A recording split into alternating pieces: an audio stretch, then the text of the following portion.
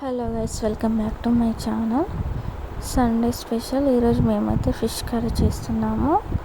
నేనైతే ఈరోజు చేపలు తీసుకురమ్మన్నాను. మృగశిర కాబట్టి ఈరోజు ఖచ్చితంగా చేపల కూర తినాలంట. పెద్దవాళ్ళు అయితే చిన్నప్పటి నుంచి చెప్తుంటారు కదా, మేమైతే ప్రతి సంవత్సరం తింటాము. ఇలా తినడం వల్ల ఆరోగ్యానికి చాలా మంచిది. చేపలు తినడం వల్ల కంటికి మంచిది, ఆరోగ్యానికి చాలా మంచిది. అదేవిధంగా కంటి చూపు మెరుగుపడుతుంది, ఇమ్యూనిటీ పెరుగుతుంది. అదేవిధంగా ఇందులో ఉండే విటమిన్స్ అన్ని శరీరానికి చాలా మంచిది. సో ఒకసారి మీరు ట్రై చేయండి.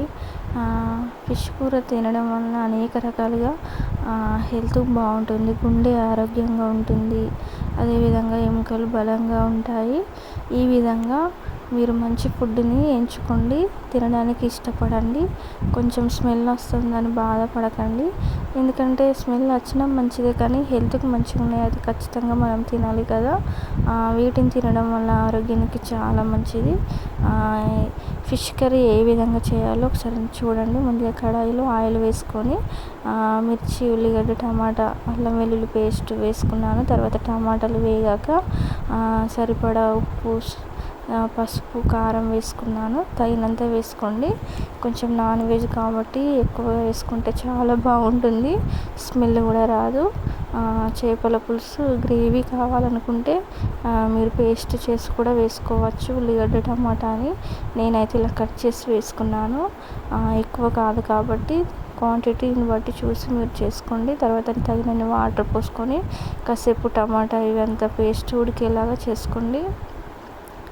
ఈ విధంగా ఉడికాక వాటర్లు పోసాను కదా, ఇవి మంచిగా ఎసరు వచ్చే వరకు ఇలా వేడి చేయండి. ఇవి కాసేపు ఇలా వేగాక ఉడికాక తర్వాత దీంట్లో నేనైతే ఫిష్ ఏ విధంగా వేస్తానో చూడండి.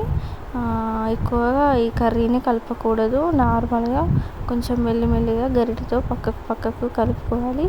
ఈ విధంగా ఫిష్ కర్రీ చూడండి. నేను ఇంకా ఇప్పుడు వాటర్ పోసి ఎసరు పెట్టాను. ఇది వేడయ్యాక చూడండి, ఈ వాటర్లో నేనైతే ఫిష్ వేస్తున్నాను. ఒక్కొక్క పీస్ నెమ్మదిగా వేసుకోండి, ఎందుకంటే విరిగిపోకుండా. ఎక్కువగా కలుపుకోవద్దని నేనైతే చెప్తున్నాను కదా. మీరు తీసుకున్న ఫిష్ని బట్టి ఉంటుంది, కొంచెం లావుగానే ఉన్నాయి. సో ఏం కాదు, కొంచెం ఇవి నేనైతే ఒక్కొక్కటి ఇలా పీసెస్ వేసుకుంటూ నెమ్మదిగా వేసుకుంటున్నాను. ఇది కొంచెం మంచిగా అటు ఇటు కలుపుకొని ఇది ఉడికే వరకు నేనైతే ఇలా చూపిస్తున్నాను. ఈ విధంగా ఫిష్ కర్రీ చేసుకోండి, చాలా బాగుంటుంది. ఇంకా నచ్చిన వాళ్ళు మామిడికాయ వేసుకుంటారు, లేకపోతే దానికి బదులుగా చింతపులుసు వేసుకుంటారు. నేనైతే ఏది వేసుకోలేదు, నాకైతే ఇలా పులుపుంటే నచ్చదు.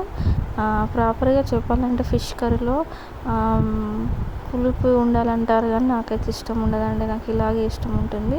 తర్వాత తగినంత కొత్తిమీర వేసుకున్నాను. చూడండి, ఫిష్ కర్రీ అయితే కంప్లీట్ అయిపోయింది. తర్వాత దించే ముందు కూడా నేనైతే ఇలా కొత్తిమీర వేసుకుంటాను. నాన్ వెజ్ కర్రీలో చాలా బాగుంటుంది ఫ్లేవరు, దించాక వేసుకుంటే చాలా బాగుంటుంది. మాకు ఇలాగే ఇష్టం, సో నేనైతే ఇలా వేస్తున్నాను. మీలో నచ్చితే, ఎంతమందికి ఇలా నచ్చితే ఇష్టం ఉంటుందో వేసుకోండి. నా కర్రీ కంప్లీట్ అయింది. నేనైతే వేడివేడిగా చేపల పులుసుతో తింటున్నాను. చూడండి, ముక్క చాలా బాగా మెత్తగా ఉడకలే, కరెక్ట్గానే ఇలా ఎంత ఉడకాలో